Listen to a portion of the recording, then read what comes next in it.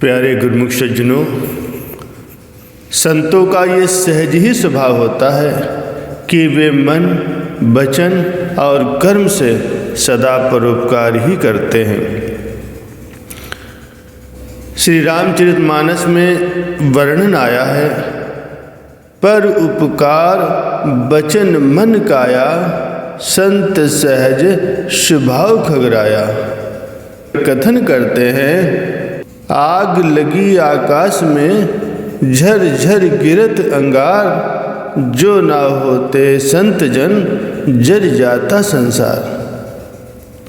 संतों महापुरुषों का इस धरा पर अवतरण ही जीवों के कल्याण के निमित्त है। यही कारण है कि वे सदैव जीवों के भले की ही सोचते हैं और उनके कल्याण के लिए ही सदैव कार्य करते हैं। यदि कोई उनके साथ गलत व्यवहार भी करता है तो उस बुराई करने वाले का भी वे सदा भला ही सोचते हैं और उसे सतमार्ग पर लगाने का प्रयत्न करते हैं। शिवजी पार्वती जी के प्रति कथन करते हैं, उमा संत कई यही बड़ाई, मंद करत जो करत भलाई। श्री रामचरितमानस में वर्णन आया है, शिवजी पार्वती जी के प्रति कथन करते हैं कि हे उमा, संतों की यही बड़ाई है, अर्थात महानता है कि अपने साथ बुराई करने वाले के साथ भी वे सदैव भलाई ही करते हैं। महाराष्ट्र के प्रसिद्ध संत समर्थ स्वामी श्री रामदास जी अपना सारा समय या तो प्रभु की सेवा पूजा या भजन सुमरण में व्यतीत किया करते थे। यद्यपि छत्रपति शिवाजी या अन्य अनेक ही धनी मानी और राजघराने के लोग उनके शिष्य थे, फिर भी वे अपना जीवन निर्वाह भिक्षा मांगकर करते थे। एक दिन केवल एक बार ही किसी के घर से भिक्षा मांगते थे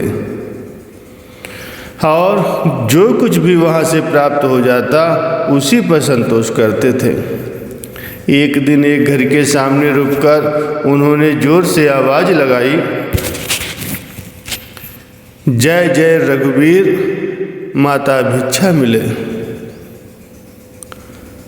उस समय घर पर केवल गृह स्वामिनी ही उपस्थित थी और चौका लेप रही थी।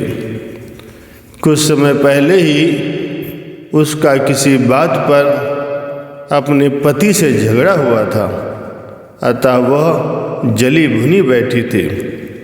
समर्थ स्वामी जी की आवाज़ सुनकर वो और क्रोधित हो उठी और उसने हाथ में उस समय चौका लेपने वाले मिट्टी से सने हुए पोतने को पकड़ रखा था। उसे लेकर वह तेजी से बाहर आई। उसने पोतना समर्थ स्वामी जी पर दे मारा और झल्ला कर बोली, ये लो भिक्षा। समर्थ स्वामी श्री रामदास जी उसके ऐसे असद व्यवहार से जरा सा भी क्रोधित नहीं हुए, और होते भी कैसे। कोई चाहे उनके साथ कैसा भी व्यवहार करे, वे अपने सद्गुणों को नहीं त्यागते। ये संतों की महानता होती है। समर्थ स्वामी ने उस गृह स्वामिनी की ये अनोखी भिक्षा सहज स्वीकार कर ली और उसे आशीर्वाद दिया, भगवान तुम्हें सद्बुद्धि प्रदान करे, तुम्हारा कल्याण करें। वहाँ से चलकर वे सीधा नदी पर गए और मिट्टी से सनी उस पोतने को लेकर खूब अच्छी तरह से सफाई की। जब अच्छी तरह से साफ हो गया तो आश्रम पर जाकर उसे सूखने के लिए डाल दिया। सूख जाने पर उन्होंने उस वस्त्र की बत्तियां बनाई। भगवान की आरती में उस दिन रुई की बत्तियों के स्थान पर उन्होंने उस वस्त्र से बनाई गई बत्तियों का प्रयोग किया।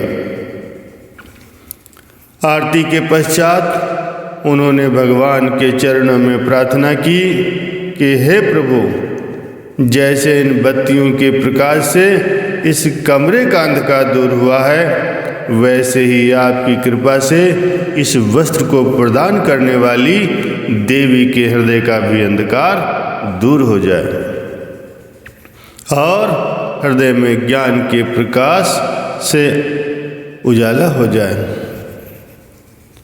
संतों की प्रार्थना कभी खाली नहीं जाती।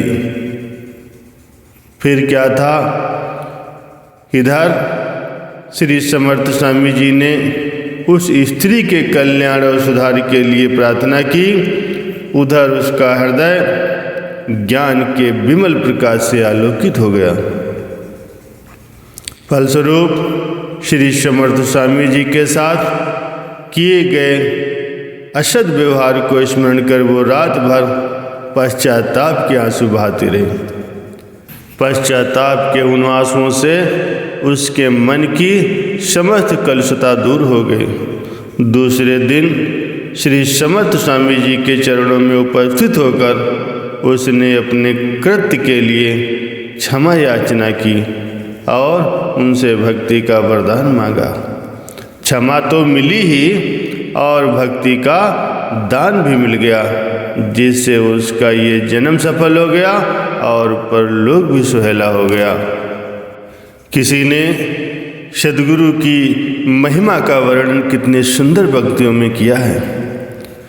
तू स्वामी है मेरा सद्गुरु, कई जन्मों का तुझ संग नाता है। तू ही रक्षक है मेरा सद्गुरु, तू ही मेरा भाग्य विधाता है। स्वार्थ से भरी इस दुनिया में एक तू ही तो है मीत मेरा, कोई तुझ सा हितैषी नहीं ऐसा, रहमत जो सदा बरसाता है। तू स्वामी है मेरा सद्गुरु, कई जन्मों का तू संग नाता है।